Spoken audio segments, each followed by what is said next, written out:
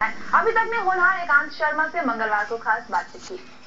कहते हैं इंसान के हौसले अगर बुलंद हों तो वो कोई भी एग्जाम, कोई भी परीक्षा बहुत आसानी से हल कर लेता है, आसानी से पास कर लेता है। मेरे साथ में एक ऐसी शख्सियत, एक ऐसा ही लड़का, 21 साल का ये लड़का है, एकांत शर्मा इसका नाम है। CSIT कॉलेज दुर्ग में ये पढ़ता है और इन्होंने एक बहुत टफ एग्जाम पास किया है। गेट का एग्जाम इन्होंने पास किया है, लगभग 138 रैंक आया है इनका। तो इसके बारे में मालूमात करेंगे कि एकांत, कैसा रहा एग्जाम आपका?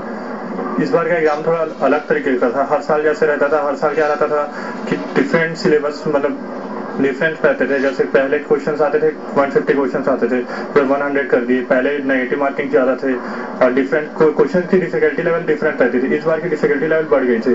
जैसे पिछले साल 150 क्वेश्चन आए थे 3 आवर में सॉल्व करना था, इस बार 100 ही क्वेश्चन आए थे, उसको ही 3 आवर्स में सॉल्व करना था। तो इस बार के जो क्वेश्चन थे वो थोड़े लेंथी रहते थे, उसमें लॉजिकली हम लोग क्वेश्चन सॉल्व करने पड़ते थे। ये रैंकिंग जो आपको मिली है एकांत, आपके कितना मायने रखती है? ये मेरे लिए तो सबसे ज्यादा मायने करता है, क्योंकि इसके पहले बार मैं एक बार और अटेम्प्ट किया था 6 सेम में, उसमें मेरा रैंक आया था 422 और परसेंटाइल था 98.48। और इस बार फिर से मैंने ट्राई किया था ताकि और अच्छे रैंक, अच्छे IITs में अपने सब्जेक्ट चूज कर सकूं। इस बार मेरा इस बार आया है 138 रैंक आया और परसेंटाइल है 99.67। तो इसके थ्रू मैं डिफरेंट IITs में अच्छी ब्रांच के लिए अप्लाई कर सकता हूँ, जैसे IIT बॉम्बे, IIT कानपुर, खड़गपुर। इस एग्जाम के लिए मैं पूछना चाहूंगा एकांत कि मानसिक तौर पे और शारीरिक तौर पे, आर्थिक तौर पे किस तरह से एक शख्सियत को मजबूत होने की जरूरत पड़ सकती है? जैसे मानसिक तौर पे, जैसे कई स्टूडेंट्स ऐसे होते हैं जो 12 घंटा 13 घंटा पढ़ते हैं, दिन रात सिर्फ पढ़ते रहते हैं, लेकिन इसमें इतनी जरूरत नहीं है 12-13 घंटा पढ़ने की। ज्यादा दिन में पढ़ रहे हैं 7 या 8 घंटा पढ़े, लेकिन जो पढ़ रहे हैं उसको ढंग से पढ़े। ऐसा नहीं कि पढ़ रहे हैं 12-13 घंटा, उसके बाद उठ रहे हैं तो क्या पढ़े पता नहीं। कम पढ़े लेकिन अच्छा पढ़े। आपकी फैकल्टीज का कैसा सहयोग रहा, यहाँ इंस्टीट्यूट का कैसा सहयोग?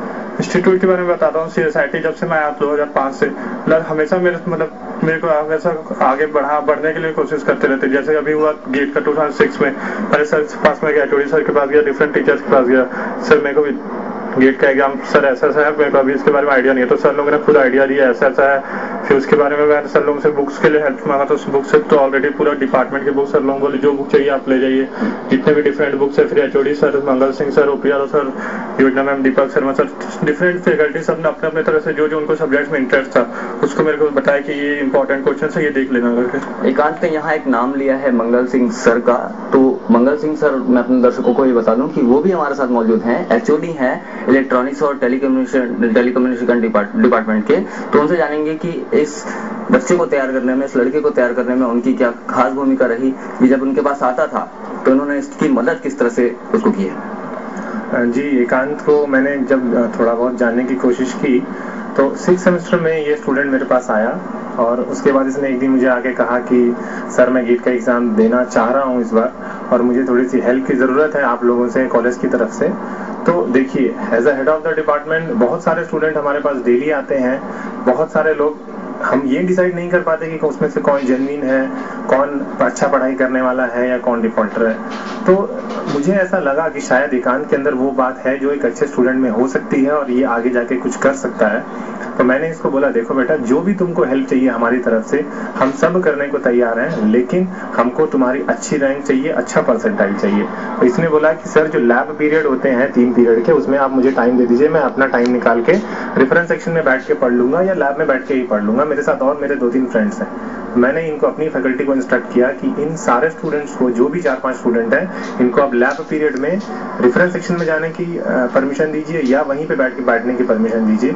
और ये करीब 6 सेमेस्टर, करीब साल भर पहले, करीब 1 महीने तक ये ड्यूरेशन चला। क्या मैं एक चीज पूछना चाहूंगा सर थोड़ा सा, कि इसमें जैसे क्या रूटीन एजुकेशन है उसको ब्रेकअप करना पड़ता है इस एग्जाम को फेस करने के? नहीं, देखिए, एक्चुअली इसके लिए आपको जानना जरूरी है कि एक्चुअली गेट का एग्जाम होता क्या है।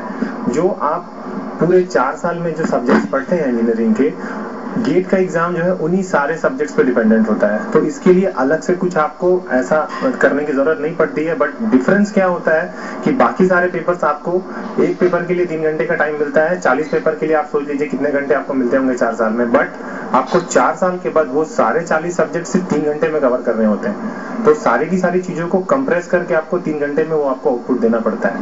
तो ये डिफरेंस होता है। एकांत ने कभी बुक्स की कोई ऐसी डिमांड की हो जो आप लोगों ने अरेंज किया हो? और हाँ जी, एक्चुअली क्या हुआ था कि मैंने एकांत को शुरू में ही बोल दिया था, जब पिछले बार इसका 6 सेमेस्टर में 422 रैंक आया था, मैंने इसको बोला था देखो तुमको जो भी हेल्प की जरूरत है डिपार्टमेंट से, अगर क्लासेस तुमको चाहिए, मुझे एक्स्ट्रा टाइम चाहिए पढ़ने के लिए, वो मैं हेल्प दे दूंगा आपको।